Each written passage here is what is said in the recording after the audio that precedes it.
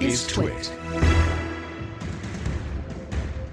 This is Triangulation, episode 358, recorded Friday, July 20th, 2018, for airing August 3rd, 2018.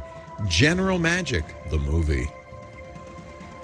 It's time for Triangulation, the show where we get together with some of the most interesting people in technology. This is going to be a little trip back in time to what John Scully called the best company, most important company in Silicon Valley nobody's ever heard of.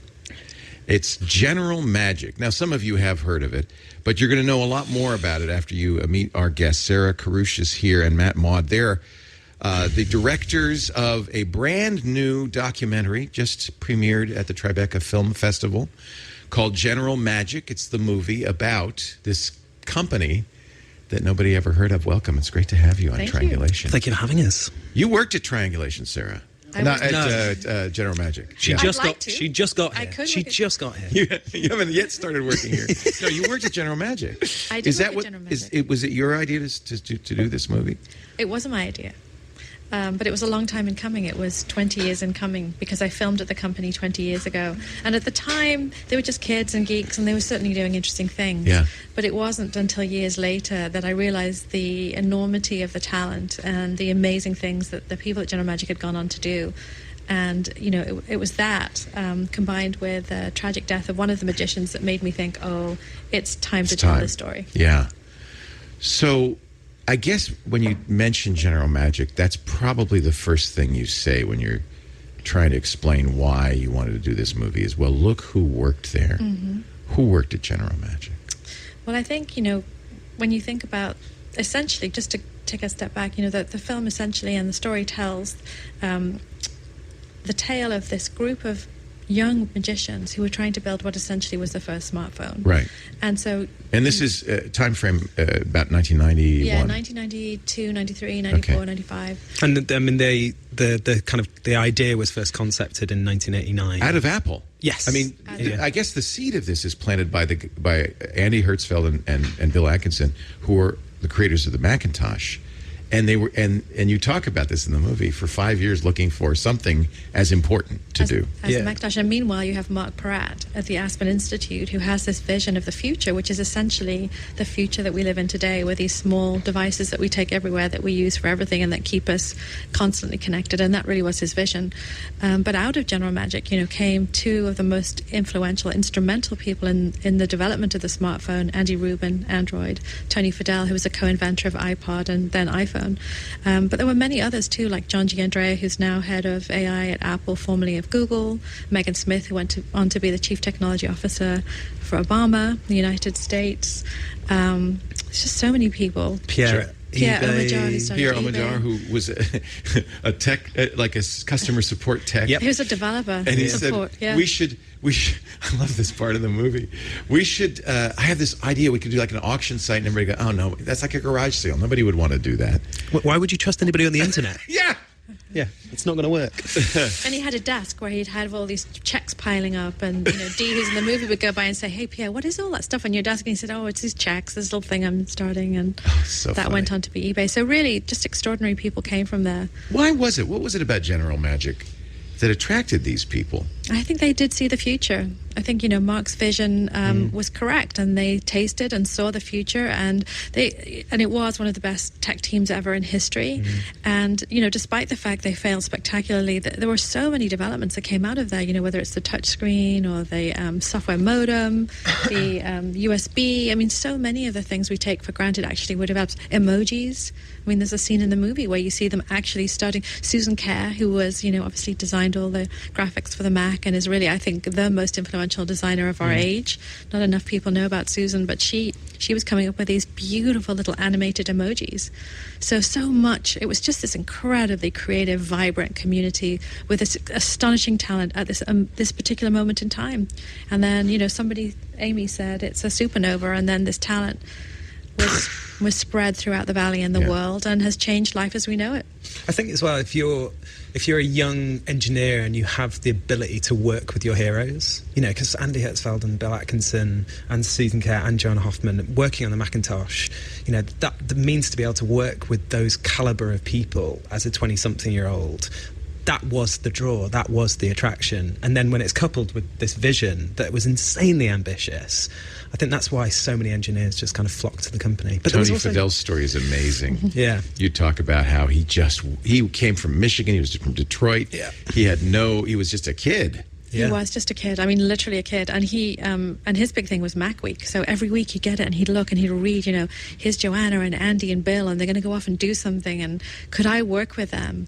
And no one's shown the tenacity that he did. I mean, he literally... Yeah, he slept on the doorstep. He literally slept on the doorstep and then kept calling until basically he wore them down and they offered him a job.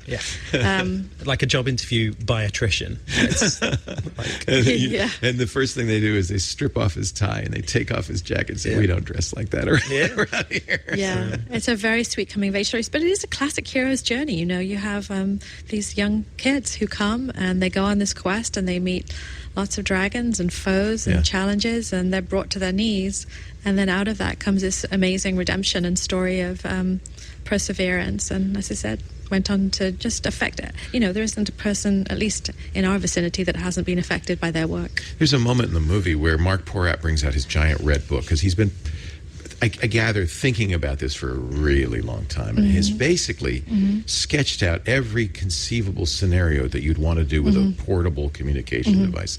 And it's the book. And you look at it, and this is before the Newton came out, and you look at it and you say, that's the smartphone. He's designed a smartphone. Well, it wasn't just that he'd sort of done the hardware parts of it. Because, I mean, if you look at the diagram, it is identical to an iPhone 5 or an iPhone 6. But it was also...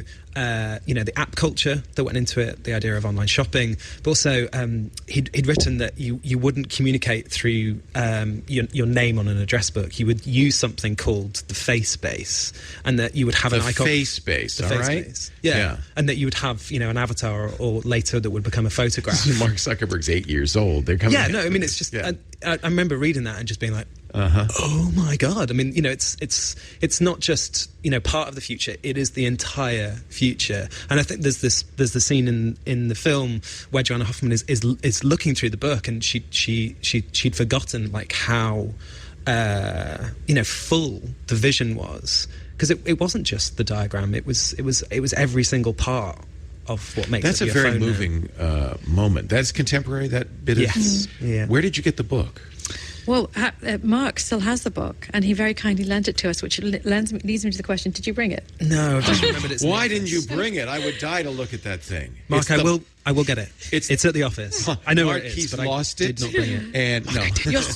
Your spell book, when you saw the future as that book is, I mean, that has to go to the Smithsonian. That has to go to the Computer History Museum. We think it's going to go to the Computer History Museum. We've said that we'll donate all of our footage to the History Museum. We just completely spoke for Mark there. We were just like, Mark's it's Mark's book. It's Mark's book. But that's an interesting story, because of all these people, he's the name that's least known in history. You don't associate... he went on to do building stuff, solar, and he's not known in Silicon Valley anymore. We hope he will be now. Yeah, you did a good job, I think, of resurrecting. I hope so, because I think he's an extraordinary visionary. And I think, when you suffer and go through something, people talk about failure in a way that's, it's discussssed. It's almost... it's not rose tinted. It's gold plated. Yes. You have to fail in Silicon Valley. That's that's part of your resume. If you haven't failed, we don't want you. And it's part of the culture. But the reality of failure is brutal. When you go through losing a company like that, and you know what it takes. I mean, the work it takes, the hours that it takes, the blood, sweat, and when it fails, I think we hear about the success stories. We don't hear about the people who are truly broken. And I think there were some people at General Magic who never recovered. He lost everything. Yes. He lost his family. Yes. He lost everything doing this. And I think it is harder for founders, because you have to there's a time, say, if the company's struggling, it's not one of those where it's like a light bulb switches off and it just stops. I think for what General Magic did, in which it tried to keep on iterating, and it tried to keep on clawing, parts of the vision and then articulating it. I think it's harder then for a founder to kind of jump onto the next thing. And I think that's what was hard for Mark. There wasn't like, oh, I'll stop this and then I'll take this and then start working in the next thing in the way that, say, an Andy Rubin was or a Tony Fadell was able to do. Well, they were younger too. Yeah. So this was their for most of them, this was their first job. Yeah. And what a great first job, right? You come out of that and you've been inspired. Yeah. And it's interesting because the people who came from Apple, for whom it wasn't their first, it was in some respects their last job. It was kind of their swan song. I know Andy went on to do Easel, which didn't really go anywhere. And there's a very touching moment in the movie where you have Andy Hertzfeld, now older, walking through the Computer History Museum, and he's saying he's looking at all the things that he invented, the Lisa and the Macintosh and the General Magic, and he says, it makes me feel old. I love that scene. It's so poignant. Andy is an amazing man. I mean, Isn't he? we all, I love Andy Hertzfeld. And we know him as an incredible inventor, one of the greats. But I think his willingness to really look at what didn't work was so brave and so honest and raw. But it takes a very special person to be able to do that, I think. Yeah, to own that. To own the mistakes. But the thing that's great about Andy is, when you say it was their swan song, he may not have had, say, the next impact of, say, an Andy Rubin or a Tony Fadell, but Andy is a part of those successes, and not just in the. To me, it was the passing of the torch. It's not just the baton. I think it's also that Andy sees Tony Fadell like 2 or 3 times a year. There's still that idea of coming to Andy and saying, "What do you think about this?" Yes. He is this kind of mentor to so many people. He is so available, and I think that's one of the things that's so incredible about Andy and Joanna. There's so many people at General Magic that are like that. Joanna that they are Hoffman, part of the who family. was the marketing director for the Macintosh. Yeah. You see her in that horrific movie, the Jobs movie. She's the kind of the German accented woman in the job. Totally misportrayed. It's very sad. And, and Kate Winslet talking about ironing Steve Jobs' shirt. And Joanna's son famously said to her, having seen the movie, "Mom, you never ironed his shirts, did you?" And she was like, "Of course I didn't." But the weirdest thing about that was like putting like a love interest into that story. Yeah. So this is the antidote for that, which is great. And it's not about Steve Jobs at all, although peripherally it is, isn't it? I think, yes, you raised an interesting point, but I think Steve plays a very important role in the movie. One is, he was the original prophet, and then he goes into the wilderness. Yeah. His disciples go off and try and do this new thing. But it's only when those two forces come together again at Apple that then we get what we get today. And I love that part of the story. And I don't think everybody necessarily notices it, but for me, I love that. I did. And of course, you do it. You did a very nice thing, which is bring Andy Hertzfeld and Joanna Hoffman back to the theater where Macintosh was introduced. It's an empty theater now, and they're standing there. And actually, Apple's gone back to it and just started using it again. Oh, good. Yeah. Well, not for long because now they have their own campus, but for a couple of years they were using it, and you immediately see the ghost of Steve Jobs. And no disrespect to Mark Porat, but this is what I got from General Magic, the movie. And by the way, we're talking to the directors, the creators. We should just say the creators of the movie, Matt Maud and I'm terrible with names. Sarah Karouche. I want to say it right. Karouche. That's it. Okay. Is that what I got out of it was you can have the same talent and the same team as Jobs had during the Macintosh, but you need somebody to crack the whip to say, good artists ship, to get the guys to do it. You need a visionary who's not necessarily a technical visionary. Mark Porat had the dream, had the vision, and there were people at Apple like Mark Porat who had the dream of the Macintosh, but it wasn't them who made the Macintosh. It was Steve Jobs who said to the team, you're going to make something. Yeah. And I think, and correct me if I'm wrong, but that was the lesson I got out of General Magic. The one thing they lacked was a Steve Jobs. And one in a very particular aspect of Steve. So definitely Mark had the visionary aspect of Steve. Absolutely. But the execution piece of Steve, he didn't have, at least to anywhere near the same degree.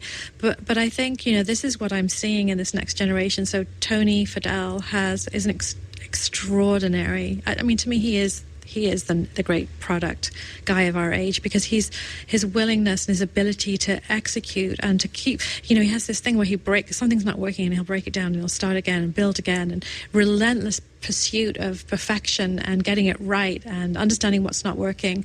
I think it's an extremely rare quality that you have both. But he struggled at Nest and eventually was ousted because he couldn't deliver a product. Again, there's that one extra little thing you need. That's interesting you say that. That's one of my greatest experiences, product experiences, is putting my Nest on the wall, and it was pure delight. Loved it. But the reason he was the vision guy. There's no question about it. But Nest struggled after it was acquired to deliver the next thing. And it was something that happened at General Magic too, which is the reluctance of the people who are creating this thing to let it go, to put it out in the real world. Yeah, it's our baby, and we're not done. It's not perfect. I want to do one more thing, and I think that Tony might have suffered from that at Nest. At least that was the knock on him, and that's from the outside. You know him much better. Well, that's not my impression. I think there were other forces at work. Well, there might have been. But you're right in terms of those people who execute and have the vision and can do both are really, really rare. And Steve Jobs was. It's so funny because even though he's not a presence in the movie, he is, because the lesson I got out of the movie was how rare somebody like Steve Jobs is, and you can have all the other pieces of the puzzle, but missing that one person. Yeah, you miss that hammer.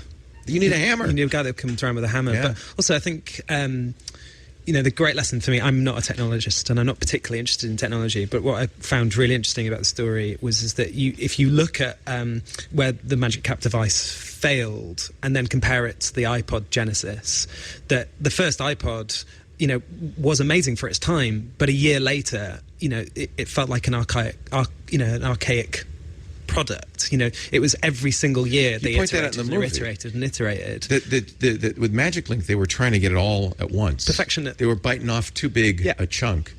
And maybe Tony learned that there, because what Apple did with the iPod is they iterated every year. And you say this in the movie. Yeah, definitely. And they didn't try to get it all in the first generation. Yeah. They knew it could be better, but we're going to ship this one, and then we're going to add more, and then add more, and then add more. And sometimes for people on the outside, people like us covering it, it feels like Apple's holding back. Like, oh, yeah, they want to have a product next year, and they want to have a product the year after. But you made a very good case, a very strong case, that it's important to let the product evolve over time instead of trying to get it right, perfect the first time. And also, the customer needs to take time to actually go, okay, I can use this, and I understand it, and I'm an expert now, so that when the next iteration comes, they're using that same knowledge to take that jump forward. The idea that the iPhone is just a combination of your iPod and your email and an app world all bundled into one. Right. You've used your phone and you used your iPod, and putting them together means that everybody can just use it straight away. If you gave that to someone in 1995, they'd look at it and go, "What do I do?" And you wouldn't use it. So it becomes you have to take the baby step. The single hardest thing to do in technology is introduce a new category, because people don't know what to do with it. They don't know where it works. They don't know how it fits. And one of the things Steve Jobs was also good at was telling a story. And he's a marketing master, and the ability to tell the story so that people understand, this is the vision, this is what I can do with it, and that also is a little lacking. We're going to take a break and come back. Sarah Karush is here, Matt Maud. They are the creators of a movie. When can people see this? Because you really want to see this. Where is it going to be? Well, we've had a lot of interest from distributors. We haven't finally decided where it's going to end up, but we're having the Silicon Valley premiere this week. Next Thursday. Thursday, in San Jose. Please come. Everybody, California Theatre. People go to generalmagicthemovie.com. Today is the last day in which you can enter for a competition. We're running it unfortunately, this is going to air August 3rd. Oh. So only the people watching live. If you can travel back in time. Well, there are some people watching live. No, I actually have a suggestion, which is there is another screening on August 3rd at the Computer History Museum. Run. Don't wait. Don't walk. So, get down.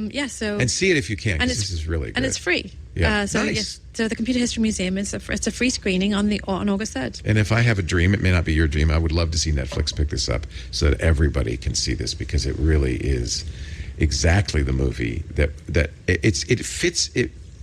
If people kind of have a vision of how Silicon Valley works, it fills in this blank that I don't think anybody understands. This is a really interesting subject for me. Sarah Karush and Matt Maud are the creators, along with a third person we'll talk about in a second, of a new documentary about the most important Silicon Valley company no one ever heard of. That's John Scully's words. It's General Magic. So we've talked a little bit about the movie itself, but I kind of want to talk about the making of the movie itself and what was the genesis of this? Well, I was in Italy. In fact, I was reading that book.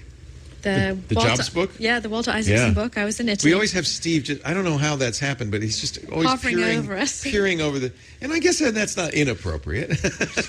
No, I love it. I love the fact he's there. Yeah. So I was reading the book and I'm thinking, oh, Andy and Joanna and Tony. And you knew all these people. I did, but that was the moment when it all crystallized for me and I thought, oh, this is history now. Yeah. And then, as I mentioned earlier, a really good friend of all of us died very tragically, a magician called Zarko Dragonic. And then that was sort of the spark. And I called my friend Max Stern, who was the general counsel of General Magic, and he'd actually written a treatment for a book and sold it to, I think, Simon & Schuster for quite a lot of money. And then the board wouldn't actually let him write the book. So he'd been dying to tell this story, and I called him up and said, hey, Mike, I've been sort of mulling this over and thinking about, we should actually make a film about this. And Mike said, yeah, what do we do? So that was Mike. That was Musketeer number 1. And then I was looking for someone. I work in tech, so I work in startups, so I have a very full-time life and 3 kids.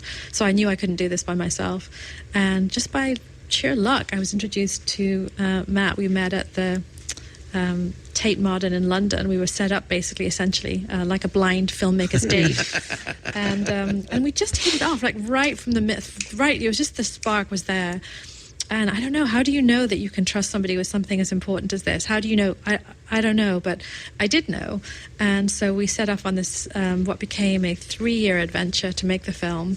And Matt is the most astonishing collaborator in every dimension. He's extremely creative, wonderfully talented, creates community wherever we go, and is very forgiving of my ridiculously busy life. So it's been the making of the film, for the most part, with a few little bumps, was pure joy.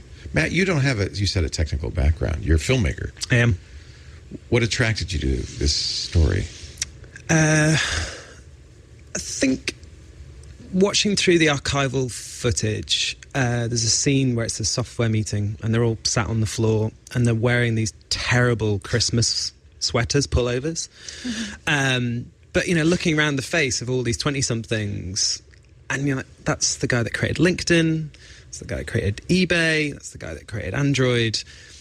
For me, I was immediately intrigued as to what were the ingredients of this company that were installed in these people and what was learnt there. Because it's almost like a high school where every single person that went to that high school went on to be a success. So there was that element. And then I think secondly is that as a filmmaker, you want to try and tell a story that is filled with different emotions. And this was a very rich canvas to make a film that contained a lot of emotions, because, the excitement of building something and working with your tribe, with people that you've finally discovered, that energy of pure creation is amazing to see. You recognize something in these startup kids that matched what you did as a filmmaker. Yeah, very much so. Yeah. The parallels with us making the film with them making the product. Yeah. It was, very similar. Yeah. A lot of late night, working. But also, as Sarah was saying, failure is a form of grief, and getting over that is incredibly hard. And for us to be able to try and tell a story that conveys those emotions while also finding a catharsism to it. There's actually a great arc in this, because it starts with hope and excitement, and you're going to change the world. Then it's you go through the process, the hero's journey, the valley of the doom, and then the disaster, and then the light at the end, where you realize, but we did it. Yeah, and that was very much, when I first started working on the film, Sarah said to Mike and I, we need to script it as if it's a fiction film. Yeah. And so we need to find, this is going to be a 3-act film, and it's going to have a narrative spine. So you wrote a script for it? And so, we kind of wrote almost 30 scenes of what the film would follow. And it meant that when we sat down and did the interviews, you were looking for these stories, these little scenes that would kind of connect to be able to put together, a call to adventure, and then, a compelling second act, and then a downward downward part of the second act, and then hopefully a redemption in the third. So yeah, we did. I think when you're making a documentary, it really helps to have that spine, and you can change. You know, as you're making a documentary, it should be able to be changed. Yeah, often in a documentary, you don't know where you're going to end up, right? But you still need that thing, because otherwise you're making 1,000 films at once. Yeah. So that really helped, and Sarah's amazing for that. So you had a kind of a beginning, because and you were there, Sarah, at the beginning when Andy had brought in a filmmaker.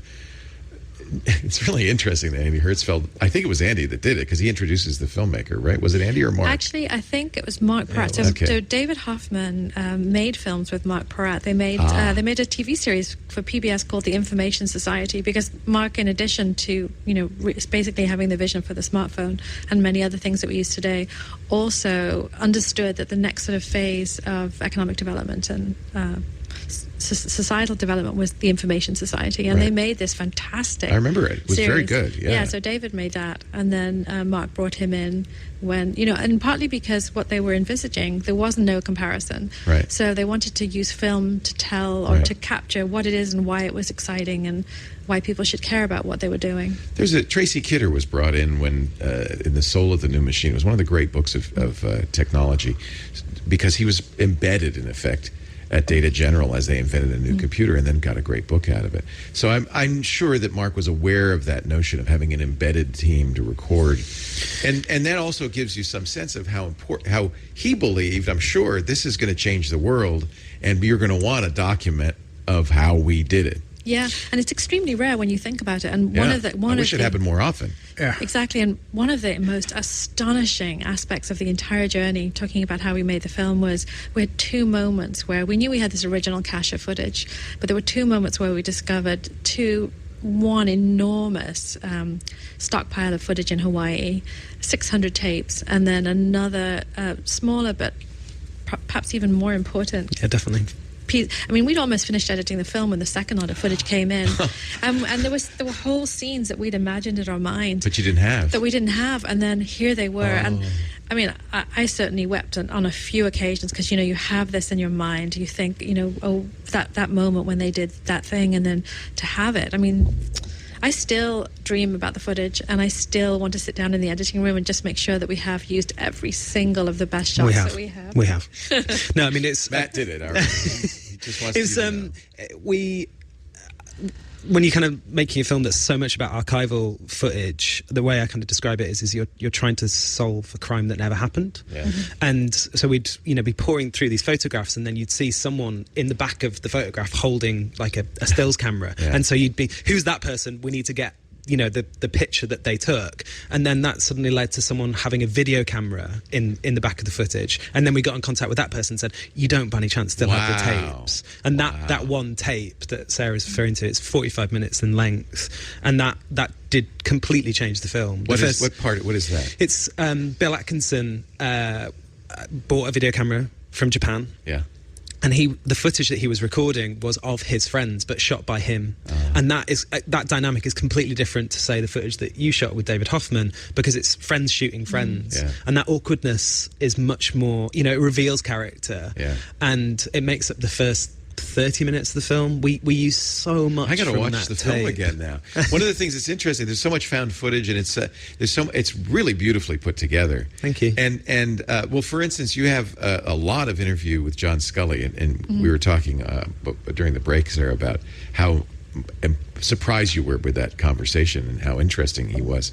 And you lead it off with, I don't know where you found this footage of him lifting weights in the gym. And at first I'm thinking, is this contemporary? But then you show an aerobicized thing, which clearly with the leggings, I knew that this was found footage. Where did you get that? That was from a TV show that the BBC recorded, a BBC Horizon show. Oh, but that's one of my favourite. That was hysterical. I mean, it's weird, because at the time it would have been very serious, but watching it, like 20 years later, it is really funny. It's got lovely comic There's some bits in there. I mean, like with the bit with John at the gym made sense. There's a bit where John is at his house riding around in a little horse and cart. Oh, why did you use that? Because it would have broken this. The character is, we felt like we were just on the edge in the gym. You needed that. That would have been, like, and now we go to the CEO of Apple riding his horse. But I mean, the metaphor of, like, going round in a circle on this horse and cart. It was just... I don't think I ever saw that. That's hysterical. So how much of it was the original footage? Was that the backbone of the film, is the footage that you shot? Certainly some very key scenes came from that footage. There's a fabulous, very revelatory moment with Megan Smith where she's so young and she's got all the prototypes and she's pulling them out. And then to think of her and see her later as the CTO of the United States. And it's wonderful to have those juxtaposed is amazing. And I'm so glad you have that footage of a very young Megan Smith joyfully. Oh, and she hasn't changed a bit. It's the same enthusiasm, the same just glee. And that great line when they say, and how small is it finally going to be, Megan? And she said, one day it's going to be like a Dick Tracy wristwatch. And what? No. But you can hear the filmmakers laugh. Yeah. You can hear them like gasp. Never. They're just like, little and of course, kid. another person who was at General Magic, Lynch. What's his first name? I can't remember his first name. Peter Lynch. Kevin. Kevin Lynch is now in charge of Apple Watch. And the list goes on. I mean, Kevin. For a second, that was David Lynch there. It was like another David Lynch person. was the not General there. Magic. I don't David believe Lynch. he was but Kevin Lynch was. He, of course, went on to do Dreamweaver and worked at Adobe, and then famously Apple hired him, and he was kind of the enemy and brought into Apple and ended up running Watch. And Kevin is one of the loveliest people that I've ever met, and so talented. And as you said, and Megan, Megan's gone on to bring all of those lessons into government. And while I recognize there's a hiatus right now in terms of, a progressive, scientific, technologically advanced government, I think those seeds have been sown for a different way for the government to engage. Well, and it's funny because I've known her as a VP at Google and then later CTO. I had no idea that she was a mechanical engineer who had worked on the prototypes of the Magic. So the other side of the story that's interesting is that very early on, Mark decided to partner with some very big companies. You mentioned Sony and Motorola and Fujitsu, oddly Panasonic, Sony, enemies. And all of them, and most importantly perhaps AT&T, all of them bought into the vision that Mark was selling of this new communication device. But